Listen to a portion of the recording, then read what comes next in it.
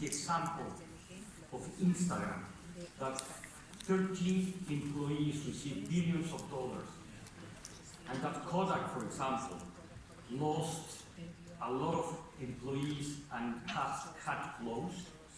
The only problem with this analysis that I found is the other part of the coin, the consumers. How many people became much more happier because they have Instagram, make a lot of money, and save a lot of dollars for people that were paying for Kodak, and now they have the utility of Instagram. It's only a Great point. And that is actually what I'm mentioning briefly, but I think I need to give more attention to. Thank you for that. Which is actually one of the reasons why do we use Airbnb? Why do we use Uber? Why do we use Instagram? Well, they are fantastic, efficient services in some cases that are providing us glimpses into the world that are beautiful, that are free, right? We often say in tech industries, if you're not the customer, then you are the product. And so that's why we have to constantly be balanced around this. So that's why I really agree with that.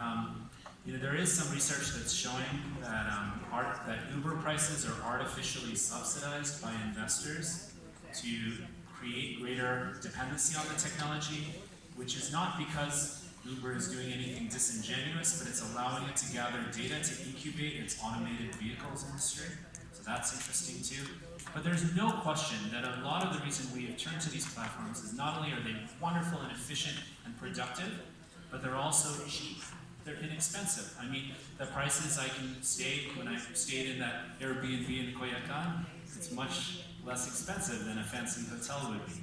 So absolutely, absolutely. I think we need to have open conversations. And here's one of the most amazing things I've noticed, right? Because it's partly because I'm a former engineer who I have friends that are like billionaires in the tech industry, and like the folks that I talk to, they understand these issues, but they need people like us, all of us.